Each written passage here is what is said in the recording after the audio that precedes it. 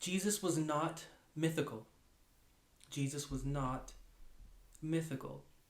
And as I'm saying that, I understand there are a lot of individuals out there with different opinions on what this means when saying that Jesus was not mythical, due to whatever superstition or superstitious approach we may have from whatever input or from whatever experiences that we have and we attribute to the things that we are reading and coming across. But when I'm saying that Jesus was not mythical, I need to explain that, because he's not mythical. Before I do, just want to get into a quote here, which is going to bring in everything by the time we reach the end of this. The divinity that doth hedge a king was no figure of speech, but an actual fact to the ancient Egyptians from very early times down to the domination of the last Roman emperor, Decius, who figured as a good god or son of Ra on the temple of Esne. The idea that the king is a god was not particular to the Egyptians or the Babylonians, though attempts have been made to ascribe the origin of the Egyptian conception to the latter people. The first conqueror or strong man among primitive nations was generally, if not always, deemed superhuman, and received divine honors both before and after death. This did not imply, as is sometimes asserted, the divinity of man in general. The title and attributes of quote-unquote God were reserved for the man who rose to the supremacy of his fellows, and to him alone was ascribed the possession of quote-unquote divine blood. Now, this is important because we're not alive back then. This is important because we are not alive back then. Right now, as we hear things like this, man, God walking around, God, man walking around, we think comic book. We think, wow, comic book, and it's just everything to our traditionally sensual minds. Back then, this was real. This was a real thing. And the real thing that I'm saying is that the king was perceived as being divine. The king was perceived as being of higher extraterrestrial blood due to his position on earth. The philosophical context and implications of how these individuals back then processed all of this, it is not what the philosophical implications and impressions of what these things are to us today, of how we are assuming they are being interpreted or are to be interpreted due to whatever opinion we hold, or due to whatever experiences we think we've had or that we've had, or due to whatever we have believed to have uncovered from wherever we have uncovered it. Beginning with this quote, because this is very important. This is very important when I'm saying that Jesus was not mythical. That Jesus was not mythical. And so let's begin with the non-mythical individual. Beginning with the non-mythical individual in Isaiah 9 in verse 1. Nevertheless, the dimness shall not be such as was in her vexation, when at the first he lightly afflicted the land of Zebulun and the land of Naphtali, and afterward did more grievously afflict her by the way of the sea beyond Jordan in Galilee of the nations. Now there was a prophet from Galilee that existed.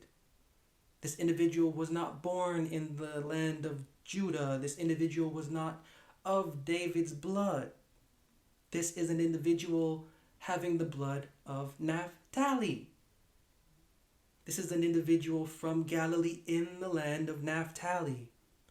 Because we don't really know geography, we don't really know the Bible, we don't really understand. We are trained to believe due to the very robust lore and allure that Greek mythology has and does play in Matthew, Mark, Luke, and John, to believe that what we are hearing is concretely true. But in reality, that's what the book of Judges is for. That's what the book of Joshua is for. That's what all these books are for, to let us know locations. The individual from Naphtali is not the individual born in Bethlehem. The individual from Naphtali in Galilee is not an individual of the lineage, or whatever you want to say, of the natural bloodline of an individual called David. This individual prophet from Galilee is home-born, bred from the philosophy of that tribe, or in modern terms, of that denomination. Bible makes no mention of a Nazareth of Galilee. So Nazareth is something that we can say is invented, or we can believe the invention, or we can do whatever we want to do with that, but that's not Bible. And again, when I'm saying Bible, I'm saying Genesis to Malachi. That's not Bible. What is Bible, though, is that we can surely understand that at a point in time, an individual priest, an individual minister from the land of Naphtali, surpassing minds within that vicinity, would venture out and carry the philosophy that he obtained throughout to his bloodline, his people, his other denominations. Isaiah 42 and verse 1. Isaiah 42 and verse 1. Behold my servant, whom I uphold, mine elect, in whom my soul delighteth. I have put my spirit upon him. The individual from Naphtali has the spirit of the living God put upon him. What does that mean? What spirit is put upon him? What is this spirit? Remember, I'm beginning with the non-mythical individual.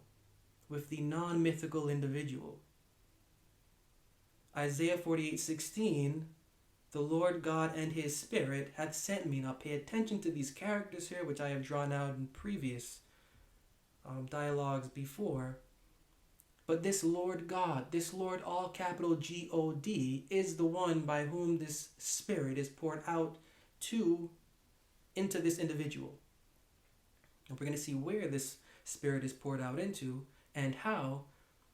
But just keep in mind that this is the living God's messenger, but it is the spirit of the Lord, all capital G-O-D, that is to rest upon him.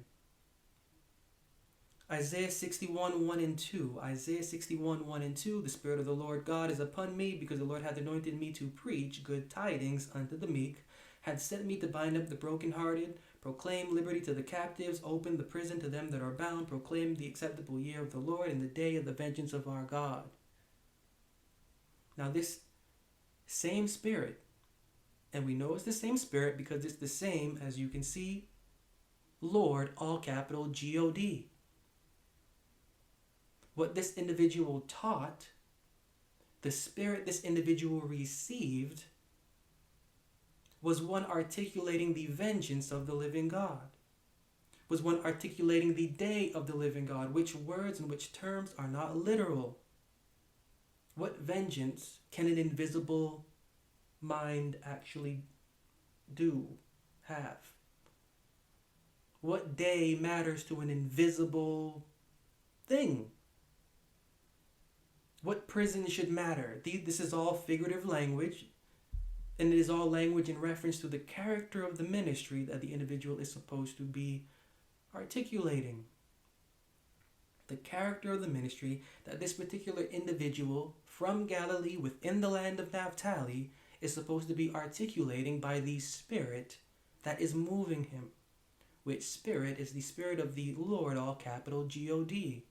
Again, I've gone through that plenty of times. This is concrete mythology within the Bible of an heavenly sanctuary, where you have the all capital L-O-R-D, God sitting on the throne, and the Lord, all capital G-O-D, at his right hand. There already exists a high priest and the all capital L-O-R-D in a heavenly sanctuary already. This is not the same temple where you see God the Father and all of that happening.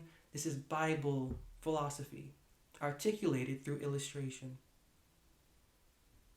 So the Spirit, this Spirit of the all capital G-O-D, of the Lord, all capital G-O-D, what does it mean to have this Spirit poured out on him? What does it mean to have this Spirit poured out on him? In looking at Proverbs 1 verse 23, turn you at my reproof, behold, I will pour out my Spirit unto you, I will make known my words unto you.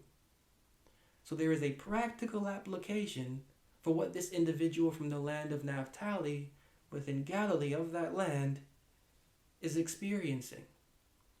Although it is written colorfully, the Bible really just means that the words of the living God are found upon him, are found resting within him. These are words. There's no ghostly, ghastly, vaporish figure. Bible is using figurative language to talk about the outpouring of an understanding of words. Isaiah 59:21. As for me, this is my covenant with them. As for me, this is my covenant with them.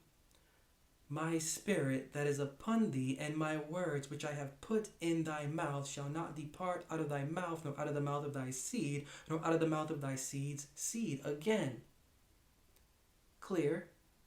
My spirit that is upon thee, and my words which I have put in thy mouth. This should send us back to Ezekiel. Eat that I give thee. This is figurative language talking about the wrestling of words, the digestion of words, having intercourse with words, mentally examining self by words, all by words, putting words into practice, words into exercise, words into routine, words conquering habits, making sure words turn into essence, and essence turning into fragrance, and fragrance turning into character, character turning into demonstration, and demonstration turning into a movement for another individual to perceive just where the fact of our spirit comes from, where the fact of our attitude comes from, where the fact of our mind set comes from. The real individual, the real man, from the land of Naphtali, from Galilee. This was his experience. His experience was with words, digesting them and consuming them, exercising them and articulating them. Looking at Isaiah 49, 1 through 3. Just to further solidify what this experience is. The Lord hath called me from the womb. From the bowels of my mother hath he made mention of my name. And he hath made my mouth like a sharp sword. In the shadow of his hand hath he hid me, and made me a polished shaft. In his quiver hath he hid me, and said unto me, Thou art my servant, O Israel, in whom I will be glorified. It is far better to call the non-mythical individual Israel than Jesus. I'm going to say that again. It is far better to call the non-mythical character Israel or Emmanuel, Israel, than Jesus. Why? Isaiah 54 and 5. Isaiah 54 and 5. The Lord God, same Lord God here, nothing has changed. The Lord, all capital G-O-D, hath given me the tongue of the learned, that I should know how to speak a word in season to him that is weary. He wakeneth morning by morning, he wakeneth my ear to hear as the learned. The Lord God hath opened my ear, and I was not rebellious, neither turned away back. This is the experience of the individual from Galilee in the land of Naphtali. This is the experience of the individual from Galilee in the land of Naphtali. There's no superstition here. There's nothing phenomenal going on. And nothing phenomenal or superstitious was ever intended to go on. Pointing that out because we will see, but there really needs to be a distinction made. Jesus was not mythical. Or should I say, Israel was not mythical. The real man received an understanding of the living God's devotional character from the words of the Lord, all capital G-O-D. Now this understanding allowed him to receive the name Israel, which is the name that we all should be striving for. And when I'm saying name, as I've reviewed countless times, this is not literal name. What is the name of Israel? What does it mean? Looking at Genesis 32, 26 to 28. Genesis 32, 26 to 28. And he said, I will not let thee go, except thou bless me. And he said unto him, What is thy name? And he said, Jacob. And he said, Thy name shall be called no more Jacob, but Israel. For as a prince hast thou power with God and with men, and hast prevailed. Philosophically, and as a model for observers, Jesus really isn't the correct name for the individual from Galilee in the land of Naphtali, in a sense.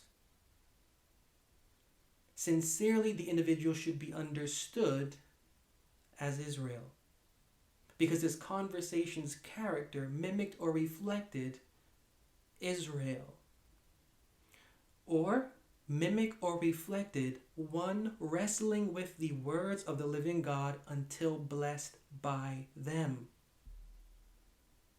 The idea of Jacob wrestling with the angel and coming across with a new name from the angel, this is figurative illustration to a philosophical concept. The philosophical concept is this is the standard name. Again, name not meaning literal, name meaning epithet for the devotional conversation's character. Appellation for the devotional conversation's character. Acknowledged attitude for the devotional conversation's character. This is the standard. And the standard experience is wrestling with the angel. There is no literal angel for anyone to wrestle with. This angel is figuratively illustrating a message or a messenger. So we have to wrestle with the messages that are within the scriptures in order to receive the kind of character that our devotional conversations, thoughts, and feelings are supposed to have. This is what the individual did, as we saw from the verses that we just saw, and as outlined from the Proverbs and such. This individual wrestled with the words, wrestled with the messages that is within the scriptures, and received the title of being called Israel, which is an honorable title for anybody who's wanting their conversation to mirror and mimic the one that is here recorded of that one inspired by the Lord, all capital God. That's what we are to aim for. What we have of the real man is an individual whose mind is trained by the scriptures. An individual whose mind is trained by the scriptures. And in previous presentations, especially on the allegorical birth that I went through, highlighting Isaiah chapter 8, where Isaiah chapter 8 talks about the conception of Meher Shalal-Hashbaz. How is Meher Shalal-Hashbaz conceived? Well, he is conceived when his mother, supposed mother, or the prophetess that gives birth to him, receives a roll that is written therein by priests.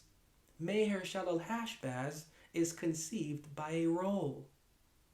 Birth, conception, by a roll, by a scroll, by paper with ink on it, by words.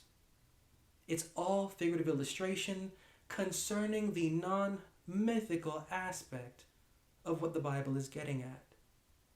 And I'm pointing that out first because saying the name Jesus is very tricky, because Jesus is associated with mythological character traits that we think to be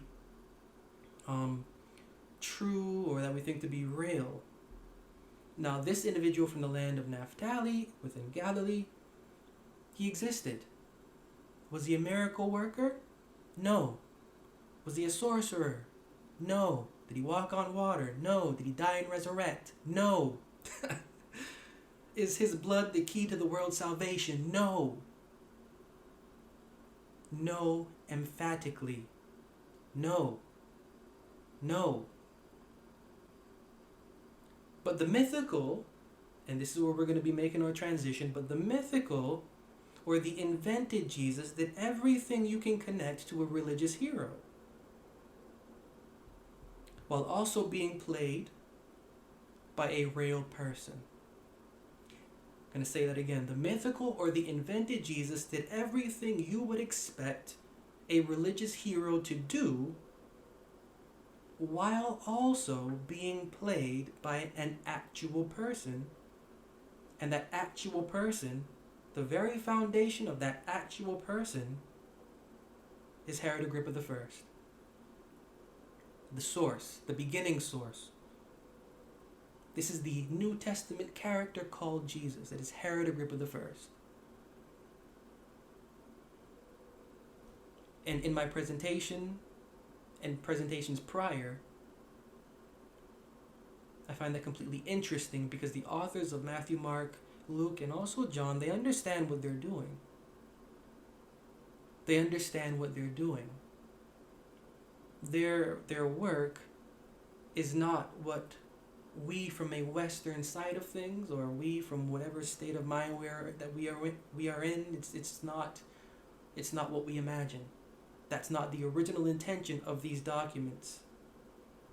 That's why a very clear distinction for the sake of our conversation's intended experience with the mind within the Bible, a distinction between the non-mythical and the mythical, it needs to be made. Because there are two sides to this Jesus character. There are two sides. There is the side of the prophet from Galilee, whose strength and fame came from his mind. There is the side of the prophet from Galilee, whose strength and whose fame came from his mind. And rumors about this individual from the strength and power of his mind picked up. It's no different than what was said about Joseph. Is there one in whom the Spirit of God is than this man? That's what was said of Joseph. Was he really divine? No. But his mind was superior to the ones that were around him. It is no different than what was said of Daniel. It is believed that the Spirit of the gods is within thee, and that enlightenment and wisdom and counsel is found within thee. Did Daniel have a literal spirit of literal gods within him? No. It's just that his mind and the manner in which he carried it was superior to those that were around him. We have to understand how, and it's really when I talk to individuals and, I can't understand the craze or the desire, but there really needs to be a distinction made in a very logical and plain one between reality and between Eastern philosophical religious thought. There needs to be a distinction between reality and Western religious philosophical thought. The Bible is a book that is not of what we would, imagine the Bible to be when it comes to context, when it comes to language. The Bible is at its root Eastern philosophical in context, draped and laced with a bunch of pagantry and superstitious thought. So as we are reading the Bible, we are reading superstitious thought and how superstitious thought is framed and is placed into context. Placed and framed into context according to the age. Now, we're not in that age anymore. We should be more intelligent. And when we're reading these things, we should be able to have a mindset to understand that this isn't my people, this isn't my culture, this isn't my routine, this isn't my practical habits. I don't have this mindset. Maybe I need to just look at things a little bit further. But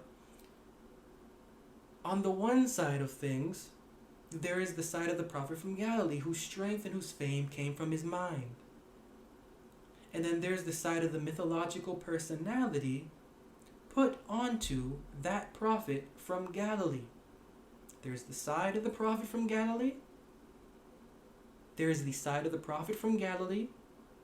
And then there's the side of the mythological personality put onto that prophet from Galilee, whose personality begins with Herod Agrippa I, and whose personality runs in the direction of Jewish, Egyptian, Mesopotamian, Greek, and Roman mythology. These are two different sides. These are very two different sides. One side, a priest whose mind is superior due to his exercising it within the scriptures. On the other side is a fictitious character built around that character from the person or the personage from Galilee, whose personality and foundation begins with Herod Agrippa I, and yet runs into the direction of Jewish, Egyptian, Mesopotamian, Greek, and Roman mythology. These are two very different sides. The gospel Jesus never literally existed. That's something I don't know why that's difficult to understand, but the gospel Jesus never literally existed and was never literally made to exist. That would be to continue to believe, or to believe that this individual existed, that would be saying Superman exists, or Vincent Vega from Pulp Fiction exists. Now, Vincent Vega was played by John Travolta in Pulp Fiction. That would be like saying Harley Quinn exists, who is played by Margot Robbie. That would be saying like Joker exists, but Joker is played by Joaquin Phoenix. The Jesus of the Gospels is a character played by a real man that was called Herod Agrippa I. He's given the attributes of popular Jewish, Egyptian, Greek, Sumerian, Mesopotamian, Buddhist, Hindu heroes. He is an actor. And when I'm saying actor, I want you to have all capitals in your mind. The Jesus of the Gospels is an actor on a stage, like Troy Maxon. Troy Maxon is who Denzel played in Fences. He is an actor on a stage like Bishop, who Tupac played in Juice. He is an actor on a stage. Is Bishop real? No. Is Troy Maxon real? No. Is Joker real? No. Is Vincent Vega real? No. When we get out of the film, John Travolta is John Travolta. Denzel Washington's Denzel Washington. Margot Robbie is Margot Robbie. Their characters die when the film ends. And yet, their characters remain immortal so long as their films continue to replay. And I'm saying all of this in that way because when you get into the fields of art, and I also understand this, and I also believe this to be true, when you get into the field of art, into creativity, there is a philosophy of immortality within that, in which you are forever within your work that you leave behind you. There is an art and a craft to the kind of immortality that exists through the artist within their work. When we're seeing these actors in a movie, do we think it's real? Are we gonna walk outside and see Joaquin Phoenix as Joker? Is it happening? No. Why? Because it's just a movie with a stage. It's just a movie with a stage. Just because we are reading Matthew, Mark, Luke, and John, for some reason that articulates to us there is credibility in it not being a stage for an actor, when it is. This is culture. This isn't our culture. This is Greek culture. This is paganry culture. This is literature. That's all this is. And it's literature with a political agenda, as per the quote that I read when I began this. So remember that quote that I read at the beginning, that talked about the immortality imposed upon those found in superior places above the norm, who are seen as having divine blood because they are kings and because they are in a position of royalty. There is an underlying agenda, an underlying political agenda beneath the religious draw to Matthew, Mark, Luke, and John. There is an agenda beneath the religious draw of Matthew, Mark, Luke, and John. Sure, we can read these things and we can go, wow, that he said that's something the real man said, but in reality, no. Those aren't the real words that the real man said, just like those aren't the real words that Troy Maxon said. But when you're watching the film and when you're in it, those are the real words. This is different though. This is a script written about an individual, putting individuals together 40, 50, 60 years after the fact. And so it's not what he said. It's more along the lines of the essence of what is assumed he would have said.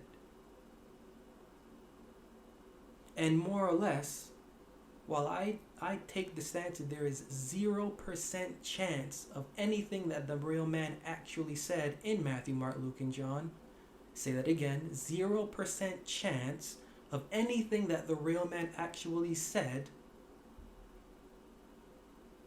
there is a less than 10% chance of what he would have said in those narratives. Because that's all they are. They are works of narrative. They are scenes of an actor on a stage. The Jesus character is, as mythological as he is, ultimately not a mythology. That's the trip. That's the trip. As mythological as he is, and as mythological as he is written to be more superior than all of the gods that have existed, this is now the one that embodies all of them. He is not a mythology. He is Herod Agrippa I in new flesh. He is Herod Agrippa I with a stage name. The stage character is fake, just as with any other character played on a stage, but underneath it all, the gospel Jesus is the deified Herod Agrippa I, whose story is made to merge with the rumored work of the prophet from Galilee in the land of Naphtali. That's why I read that quote in the beginning. I read that quote in the beginning because I don't know why there just isn't more of an understanding of this isn't my culture. Maybe I need to do some more investigation. Maybe I need to step back from what I believe. There's really not that much out there. And especially when you look at the context of how the Bible articulates its position.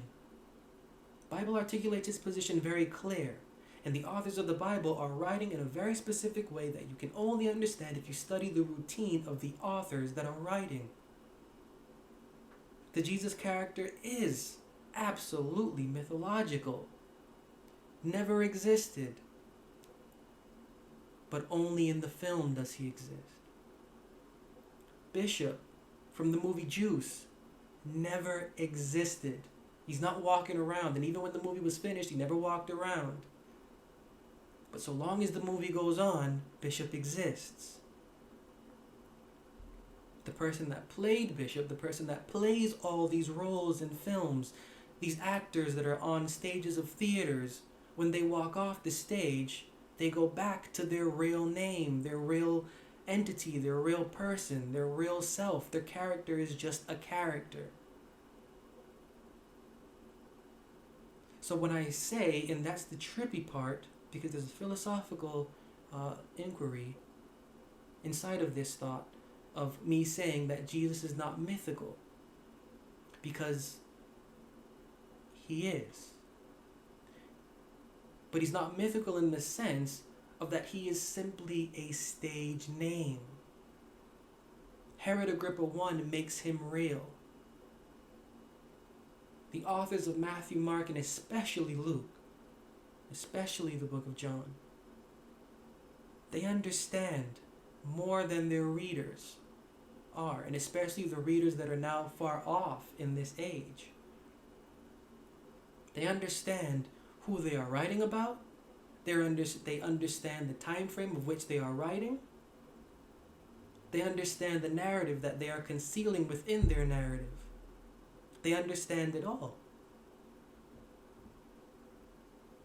The character is, without a doubt, mythological. Jesus never existed. Never. Never existed. But